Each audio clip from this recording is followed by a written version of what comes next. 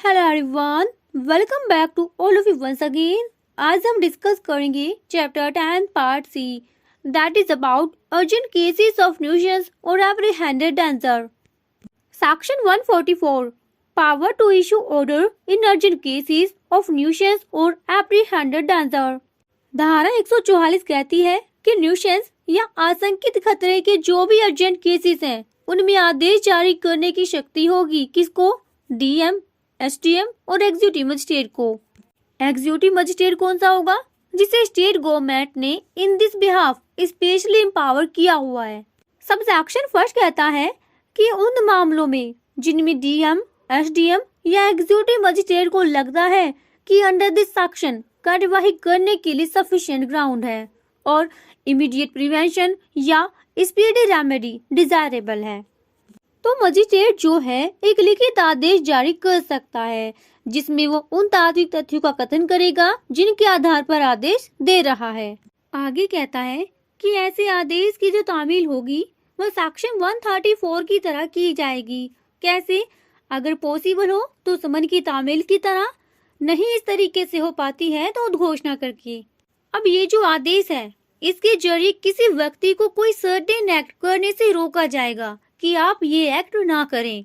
अगर उस व्यक्ति के कब्जे में या मैनेजमेंट में कोई विशिष्ट संपत्ति है तो उसको बोला जाएगा कि आप इस विशिष्ट संपत्ति की विशिष्ट व्यवस्था कीजिए। ठीक है, ये जो आदेश है वो निर्देशात्मक है। किस कंडीशन में निर्देश दिया जाएगा? जब मजिस्ट्रेट ये कंसीडर करता है कि ऐसा निर्देश अगर दिया जाएगा तो संभव है लॉफुल एम्प्लॉय किसी व्यक्ति को जो बाधा, क्षति या क्षोभ हो रहा था उसका निवारण हो जाएगा। ह्यूमन लाइफ, हेल्थ और सेफ्टी के लिए जो खतरा है उसका, पब्लिक ट्रैंक्विलिटी को जो डिस्टरबेंस हो रहा था उसका, या बलवे दंगे का निवारण हो जाएगा। तो ऐसी कंडीशन में मजिस्ट्रेट निर्देश दे सकता है। नाउ सब सेक्शन 2 ये कहता है कि अगर इमरजेंसी है, आपात की स्थिति है या ऐसी परिस्थितियां हैं कि जिस व्यक्ति के अगेंस्ट में आदेश दिया गया है उस पर तामील नहीं हो पाएगी, तो ऐसी कंडीशन में एक्स पार्टी ऑर्डर दिया जा सकता है। बस इतना याद रखें, आपात की दशाओं में आदेश एक्स पार्टी दिया जा सकता है। नाउ सब सेक्शन 3 ये कहता है कि ऐसा जो आदेश होगा वो दिया किसको जाएगा? तो ऐसा आदेश किसी व्यक्ति विशेष को दिया जा सकता है, पर्टिकुलर पर्सन को, या किसी विशेष स्थान क्षेत्र में निवास करने वाले व्यक्तियों को दिया जा सकता है, या आम जनता को भी दिया जा सकता है। नाउ सब सेक्शन 4 ये कहता है कि ऐसे आदेश की अवधि कितनी होगी? तो ऐसा आदेश 2 महीने से अधिक अवधि का नहीं होगा।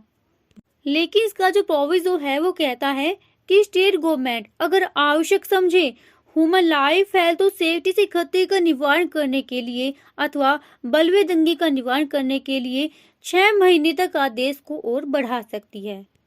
2 माह तो थे ही, उससे अतिरिक्त 6 महीना। अब बात आती है कि क्या ऐसे आदेश में परिवर्तन या उसका विखंडन भी किया जा सकता है? तो सबसेक्शन 5 कहता है कि कोई मजिस्ट्रेट या तो स्वप्रेरणा से या व्यथित पक्षकार के आवेदन पर ऐसे किसी आदेश को विखंडित या परिवर्तित कर सकता है जो उसने स्वयं दिया है या उसके सबऑर्डिनेट मजिस्ट्रेट ने दिया है या पद उत्तरवर्ती ने दिया है। ठीक है, तो ऐसे किसी भी आदेश को विखंडित या परिवर्तित कर सकता है। नाउ सब सेक्शन 6 ये कहता है कि state government under proviso to sub section 4, sub section 4 के प्रोविजो में अपने द्वारा दिए गए किसी आदेश को या तो स्वप्रेरणा से या व्यथित पक्षकार के आवेदन पर विखंडित या परिवर्तित कर सकती है। मजिस्ट्रेट ने आदेश दिया था 2 माह का, तो आप सबसेक्शन 5 में उसको आवेदन करेंगे, और 6 माह जो अवधि बढ़ाई थी स्टेट गवर्नमेंट ने, तो आप सबसेक्शन 6 में स्टेट गवर्नमेंट को आवेदन करेंगे। ऑलराइट, नाउ सब सेक्शन 7 ये कहता है कि उपधारा 5 और 6 के अधीन आदेश में परिवर्तन या विखंडन का आवेदन प्राप्त होने पर मजिस्ट्रेट या स्टेट गवर्नमेंट, सबसेक्शन 5 में मजिस्ट्रेट को, सबसेक्शन 6 में स्टेट गवर्नमेंट को आवेदन किया था। ठीक है, तो ये आवेदक को स्वयं या उसके प्लीडर द्वारा हाजिर होने के लिए और आदेश के विरुद्ध कारण दर्शित करने के लिए शीघ्र अवसर देंगे, और अगर आवेदन को पूर्णतः या अंशतः रिजेक्ट कर दिया जाता है तो ऐसे कारणों को लेखबद्ध किया जाएगा। अब धारा 144 पर जो इम्पोर्टेंट केस लॉज हैं वो देख लेते हैं। कई केसेस में धारा 144 की कॉन्स्टिट्यूशनल वैलिडिटी पर प्रश्न उठाया गया। उसमें जो इम्पोर्टेंट केस है वो ये है मधु लिमये वर्सेस एसडीएम मुंगेर।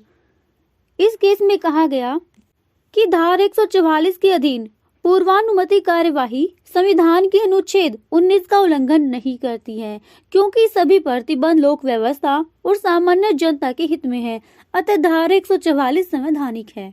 दूसरा केस देख लेते हैं, Ghulam Abbas versus state of UP. इस केस में बताया गया कि धारा 144 का नेचर किस टाइप का है।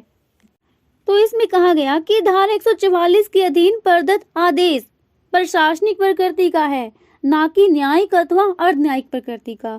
अतः यदि इस आदेश से किसी व्यक्ति के मौलिक अधिकारों का उल्लंघन होता है तो उसे रिट अधिकारिता के अधीन चुनौती दी जा सकती है।